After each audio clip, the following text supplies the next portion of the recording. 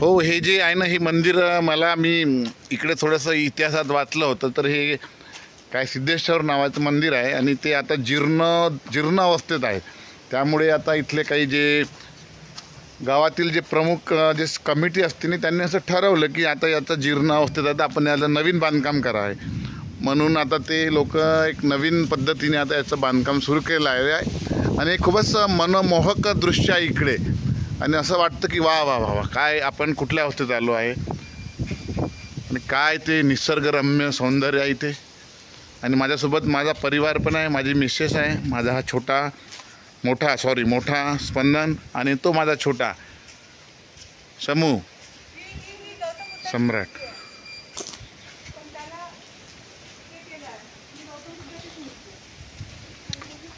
हो, पण आता हे सगळीकडे तेच झालं आहे. आता काय करते, गौतम बुद्धाच्याच मूर्त्या आहे, पण या लोकांनी आता याला मूर्ती आहे, सगळ्याच गौतम बुद्धाच्या मूर्त्या आहेत.